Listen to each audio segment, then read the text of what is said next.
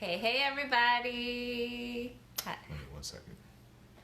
Da, da, da, da, da, da, da.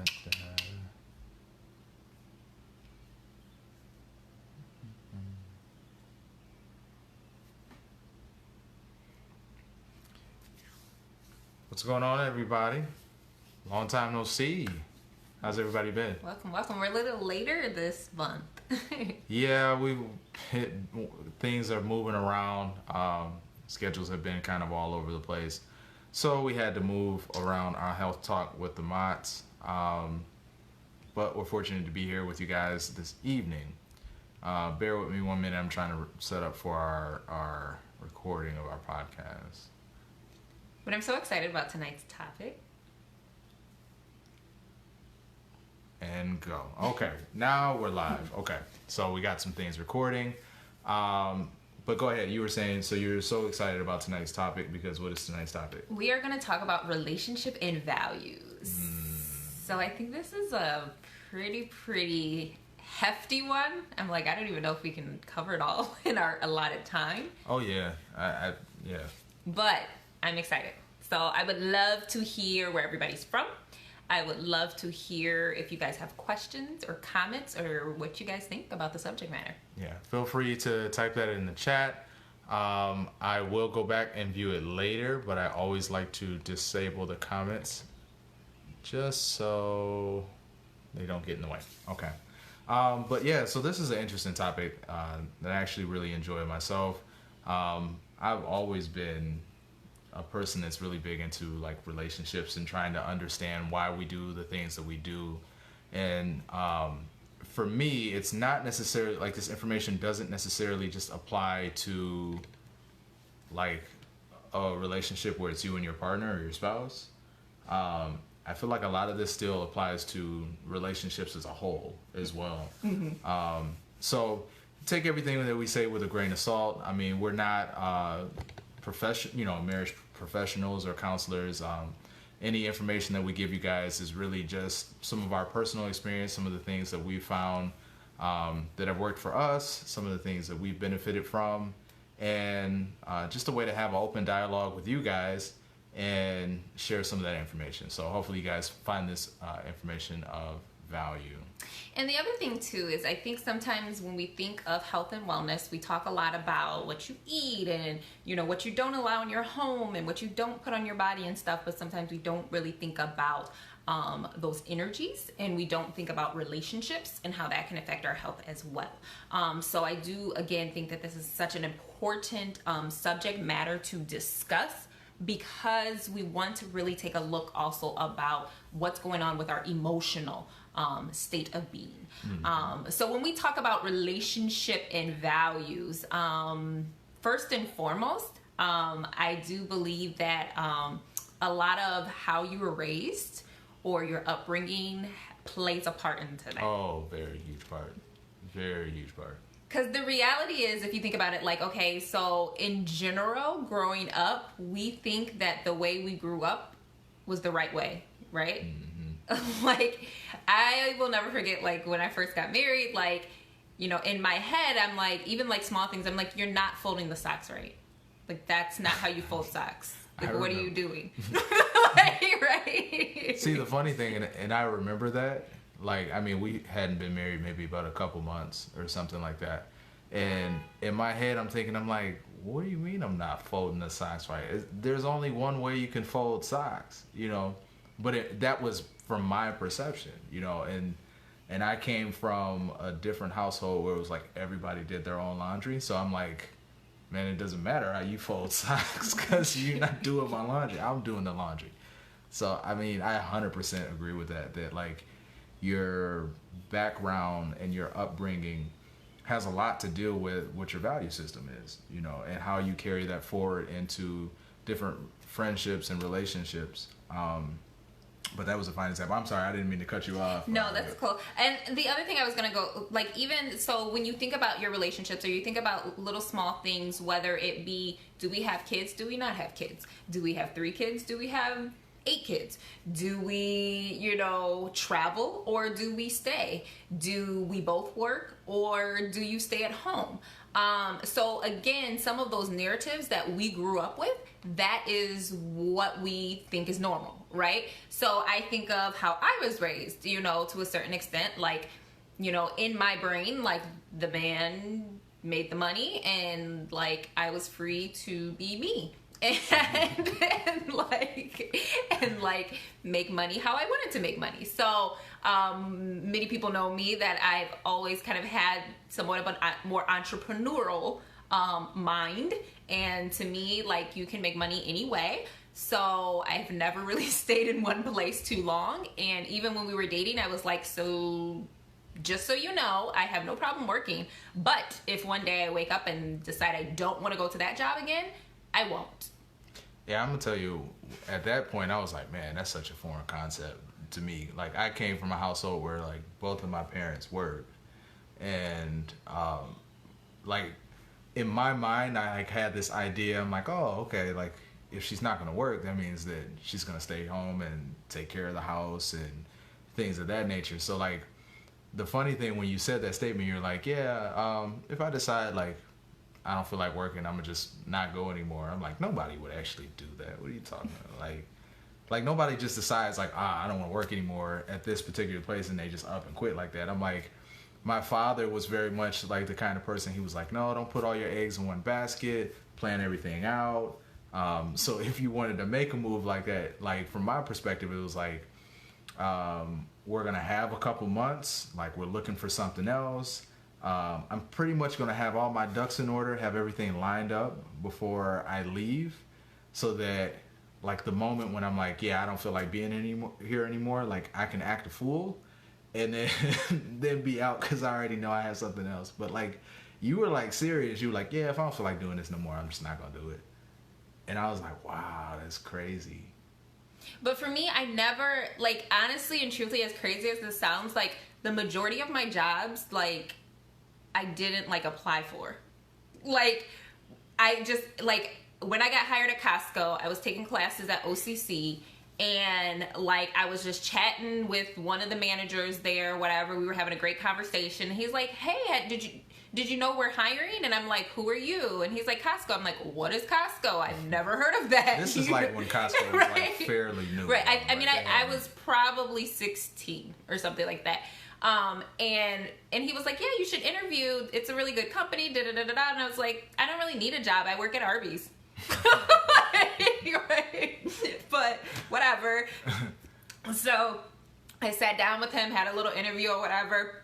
But I didn't even think anything of it because I'm like, I don't know what Costco is, you know, whatever. So he calls me back and he's like, I just love your personality. You have to come work with us. Let's get you started. And I remember too, when he hired me, it wasn't until he got my license and he was like, oh, you're not even 17. And I was like, mm-mm. He's like, nah, you can't when will you be 17? Because we actually can't hire you. But it was like the store was opening September and I was going to be 17 August 23rd or something crazy like that. And so it worked out. But it was like, again, I just happened to be there and happened to get the job. Like, I literally, like, most of my jobs, like, didn't even interview for. I either knew somebody that knew somebody and it was like, oh, fill out the application so we make sure you're legit.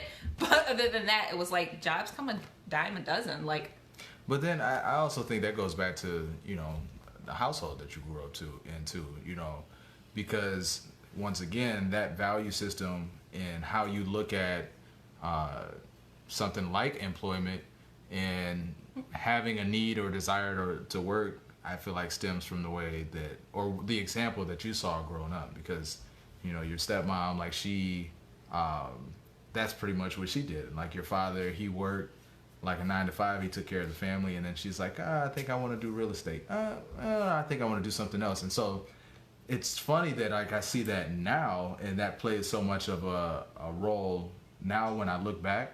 But, like, it took a while for me to notice that, oh, that's her value system. Like, it's, for her, it's like, oh, I don't work for money and to take care of the household. Like, I work for the necessities, and then when I'm done with that, I'm done with that. And for my enjoyment, like, why would anybody go to work and they don't love what they do? Like, that is insane. My value system just could not align with that at all. You see, a lot of the men that I know, so here's the other side of that. because like sometimes like we're talking about just family and what you see and bring it in your upbringing, but it's also societal, you know. So like what was accepted or what is accepted as socially the norm plays a big part, because for years, like as a child and as a young teenager growing up, like that's all I saw. I was like, oh, men go to work and they make money. It doesn't matter whether they enjoy what they do or not, as long as it pays the bills. So I think probably more so in the past like 5 or 6 years have you really been like on me a little bit, like you should pursue what you enjoy. Like you have all these talents and these gifts, you should pursue those, because you can make, like, it's 2019, like you can make money any many different kinds of ways, right? You know, the internet kind of changed, or was that paradigm shift where it changed how people can make money.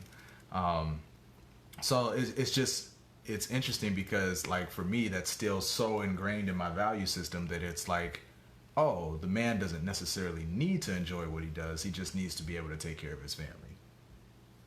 It's crazy.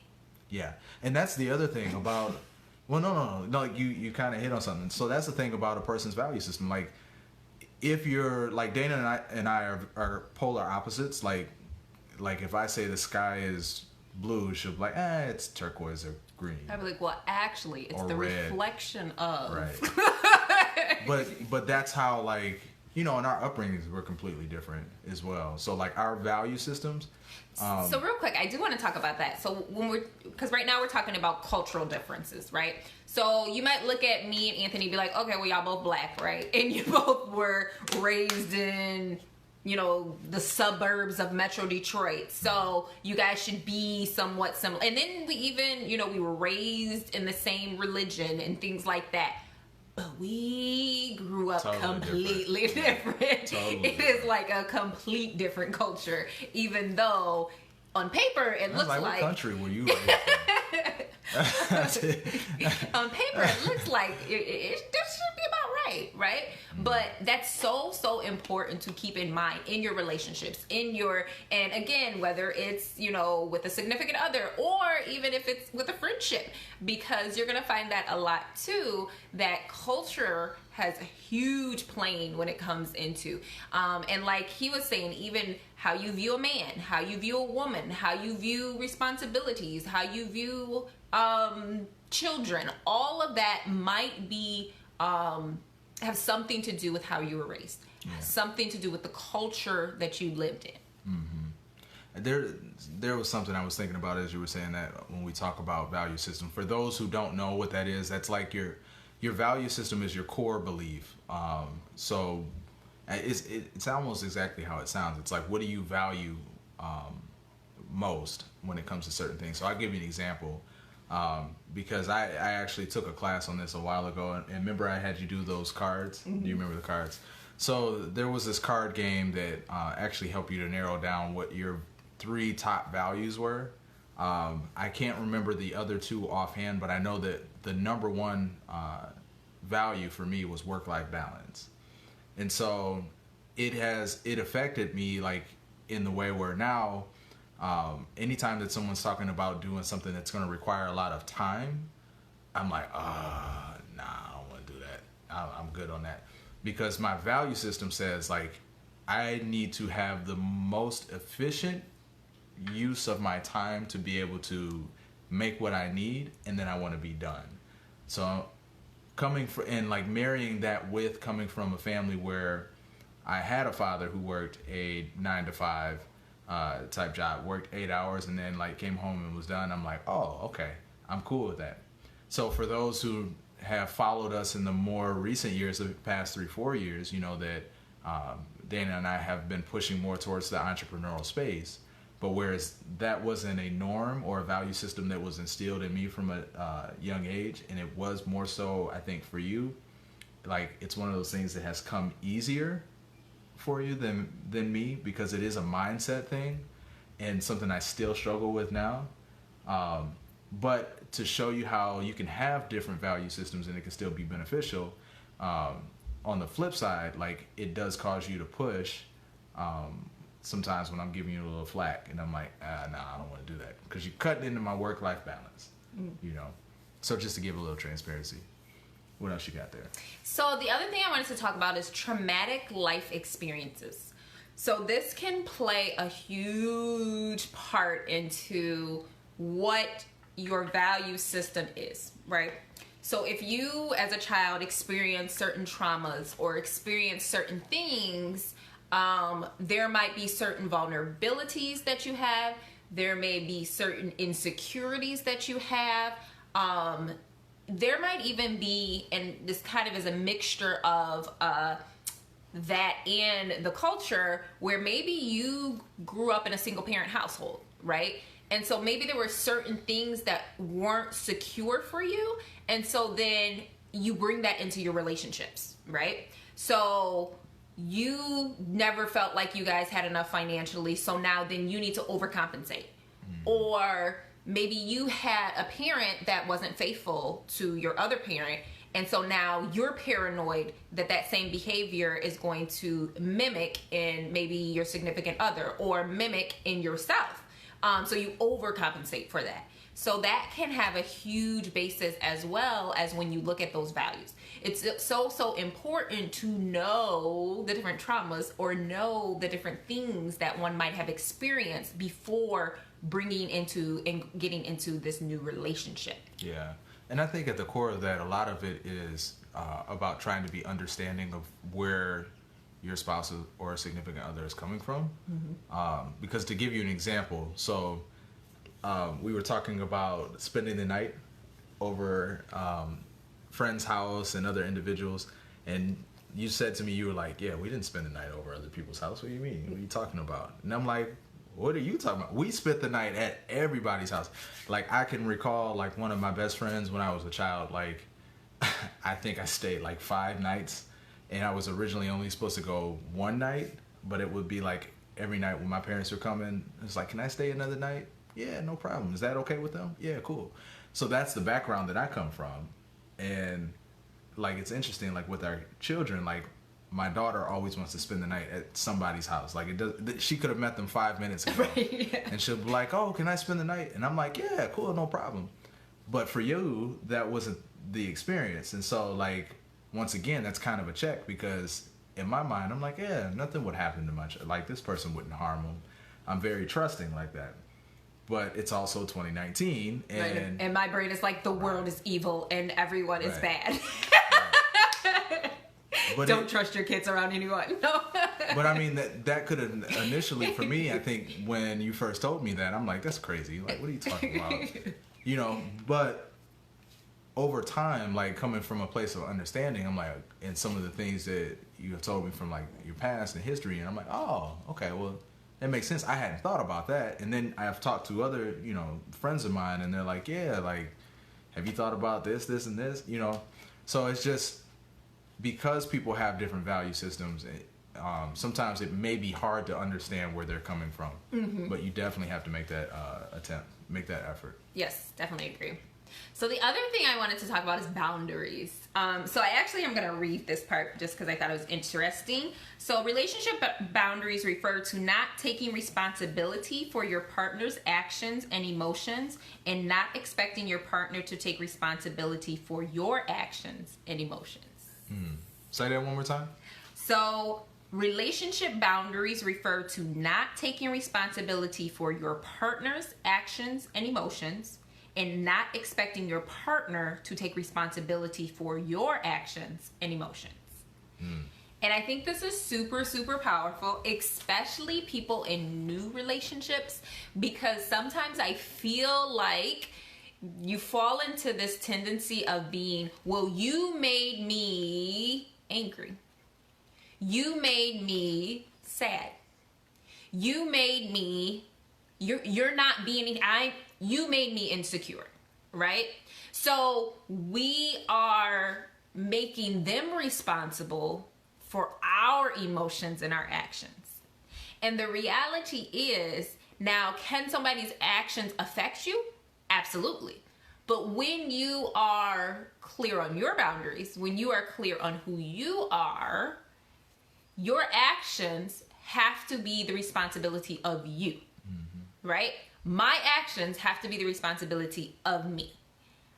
we have to own our own emotions, own our own feelings. Yeah, because I think of it from the aspect too, like I'm the kind of person, I've never wanted to allow somebody's words or actions to have control over my emotions. So part of that is understanding your triggers, I guess, and understanding what boundaries you're going to set for yourself. So if those types of scenarios arise or situations, like you stop and you say to yourself, like, okay, I'm not going to allow this person's actions to allow me to feel this way. Especially if this is something that's like been repeatedly going on. Like at some point you have to get tough with yourself. And if you, here's the funny thing, like when you're in a relationship with someone so long, like for a while, like you know kind of how certain situations are going to play out, right? Yeah. You know, so, but what will happen is like we see it coming, and then we say, like we get into the situation, and then we're mad at the person that we you got acted the way I thought you were going to act. Like you dragged me into this, and it's like, no, like you knew what was coming, yeah. and you still went. I give you a prime example. And I don't know if you were going to touch on this too, but like I give you a prime example is so many times like people will get in arguments, and you see the argument coming, and you still will engage anyway. Mm-hmm. And it was like for me, like my value system, it's not necessarily. Do you say it's passive aggressive? You said I'm kind of passive aggressive. I don't know. You got to give me an example. So I don't want to even say it's non-confrontational, but I'm kind of non-confrontational. You know, my value system says that even when we disagree, like I won't raise my voice, vice versa. I will not engage. And it's funny that I've had like other like females or women tell me that like that's annoying for some So women, it's interesting you say that, because I do remember, like, I don't know if I still do it as much. So we're passing harmony. We need harmony amongst the peace. I don't know if I do it as much, but I remember, and I don't know if you remember this, but when we would like argue, like I would smile or I would laugh. Oh, I couldn't stand that. And like, because it would be like, I could see him getting angry, and I'm like, what's happening? Like, what? I'm like, are you smiling to diffuse the situation? Are you laughing at me? I don't understand. I don't know if it was just like a nervous tension. I don't know what it was, but like I would like laugh. Like I'd be like, full on Joker. I'd be like, why are you like, so angry? Like you, laugh. You literally be sitting there like, why so serious? Let's put a smile on their face. And I'm like, why is she like? I'm being serious on my thoughts and emotions. And I'm like, So, but I feel like, again, that goes back to the value system. And that goes back to, it's so important to communicate these things, okay? So I don't mean to be, confrontational or, hurt your emotions or hurt your feelings when I'm reacting this way. I'm nervous or I'm not sure where this is going. I'm not even sure why I'm doing that. You're like, what is it, Ricky Bobby? I don't know what to do with my hands. I don't know what to do with my face. But I do think that certain aspects of that is important. And like Anthony had mentioned, do you guys already have, okay, when we get angry and we get to the point where we feel like we're going to raise our voices, we feel like we're going to start wanting to get physical, do we know this is the time to walk away and come back to it when we've calmed and have our head clear? Or do we need to hash this out now and make sure everybody's on the same page? So in our description, one of the things that I do think is important, and I've heard different people having conflicting things on this, is some people feel like before I go to bed, I need to hash this out. Some people feel like I need to process this and I need to talk about it the next day. I'm like, no, we're gonna talk about it. So it's interesting because I do feel like, so if anybody knows me, I'm kind of a hothead, kind of. Yeah. But say nothing. So for me, my first reaction to anything is fight. It's like, wait, what? That's why you used to talk with your hands. Right, like, right. Even right now, like I can't not. I'm like, wait. She said what? They used to throw me. I'm like, what are you doing? I'm telling you one more time. Say something else. Boo boo. But knowing that about myself, sometimes it's better that I process what just happened. It's better that I say, you know what? Give me a minute so I can get my thoughts together, so I can work through this, so I can actually hear what you're saying. Because then if I hear what you're saying, I can be at peace and I can better communicate what I'm feeling or how. And honestly, that's still even a new thing for me, to be comfortable with putting the words to what those emotions are. Because I am very logical. I'm very like matter of fact. It was like, this is the problem. What's the solution? You're like Data from Star Trek, or Spock from Star Trek. I don't think I'm that bad. I don't think I'm that bad. I'm more the Captain Kirk. You like the Spock. But for me, I'm like, okay, well, if there's a problem, what's the solution? Like, so how next time when we are faced with this situation, are we going to act? How are we going to get through? You know what I'm thinking about? Remember the video, The Nail in the Head? If we you guys post ever, that video. If we find it, we'll put it in the comments. But look on YouTube. There's a video called "The Nail in the Head," and it's funny because like people joke, like, and even we joke, like within our relationship, like Dana's like, you're like the woman in the relationship. Like you want to always talk about your feelings. You don't want me to fix things. You just want to talk about it. And so "The Nail in the Head" is actually a pretty hilarious video, and it hits right on the the nail on the head. But I think for me, that's a value system thing. You know, like I was always taught, and what was instilled in me was like, you don't go to bed angry because it's going to affect your sleep. You're going to be tossing and turning. And now I'm looking at you sideways like, oh, I don't even want to be here right now. But after understanding that, oh, okay, like when you're like, no, I can't talk about this right now. Like when you're getting upset and you're like, we can't talk about this right now. It's not necessarily it being avoidance, like my interpretation initially was, but it's more so that like for the sake of speaking to each other in a peaceful manner, like just we're not there right now, you know. And so that's why what I was saying earlier is so important, like being understanding, taking time to cool off and looking at things from the other person's perspective, because you have to start to understand and actually respect some of their values, you know, because sometimes like what's embedded in us is so strong that we'll be like no, like I was raised the right way. This person is wrong. Like you need to do it my way. And there's more than one way to skin a cat. And the reality is that I've learned, at least, you know, in being in a relationship and being a parent, like our parents didn't have it figured out. Like they were figuring it out as they went, which I'm sure that everybody else's parents were doing the same thing. So it's interesting that we put such a high value on how our parents did things, but in reality, they didn't really know what they were doing. They just figured it out and made it work. Right. But I will say this, and one thing about the way I was raised, and I'm so appreciative of, is that my parents always played devil's advocate. And so I would be so sure in my thought process and so sure on how things should look or how I should react. And like, it didn't matter what it was, but my parents always would be like devil's advocate. And I'd be like, what do you mean? You guys told me that this is the right way. And now you're like being the other side. Like, I don't like that. But what it trained me to do is, as I got older, is it helped me to more perspectively look at other people's perspective. You know what I mean? Because then I'm like, well, there's always two sides to the story, right? There's always another way to look at it. And most things in this life is not about right and wrong. It's about, this is how I feel, this is how I feel.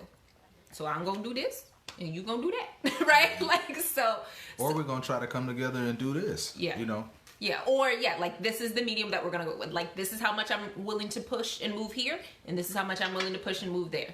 Other than that, that's it. Yeah. So then, I mean, we're getting to the tail end here.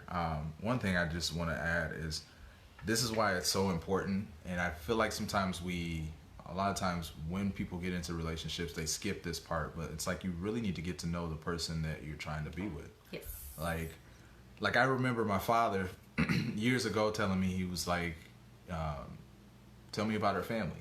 And this is like when I think we hadn't been dating very long. And I'm telling them all these things about you. And then my mom and dad are like, what about her family? You know? Because you learn a lot about the person through their family and I guess the eyes of how they were raised, you know, because that value system that's instilled starting from a young age, it's going to be ingrained in you no matter what. And so only a person can decide to change their values, you know, right. what they value. I can't change your value system and vice versa. But like when you're in a relationship and you're working to have some kind of cohesiveness, like you do have to start to understand and maybe change some of the things that you were like so set upon in the beginning, because it may or may not be right, or it may not be right for that person. And I think it's a beautiful thing once your household is established, whoever your household is established, right? You guys create those value systems for your house, right? So it might be a mixture of how this one was raised and how that one was raised. But it might be, you know what? We looked at how that one was raised and this one was raised and I didn't like any of it. So I decided I'm going to do something completely different, right? So you guys together can have your own foundation. But it's important that both parties are on the same page so that this is what it's going to look like and this is what we're going to do. Absolutely. Okay. Sorry, I'm getting lost in the comments here. Please do. Did you wave to everyone? I am still in the But yeah, so we would love to hear from others how that has worked for them. Creating a value system for you and your significant other, or creating or maybe that's something you want to try to do and challenge yourself to deciding, you know, here is our different value systems. Here's how we're going to deal with certain things. Because sometimes we think little things aren't going to make that big of a difference, but they really can in a relationship. They really can make or break a relationship if you are not on the same page or if you're not in the same place. Mm-hmm. Really quickly, I'm just reading this comment because this is actually pretty interesting. So Tashina says, I have a hard time when folks don't get how unique they are and how most people don't think like them. That's so very true. Even though the people may have similar interests, there's no one like you. Like everybody, that's why you're an individual.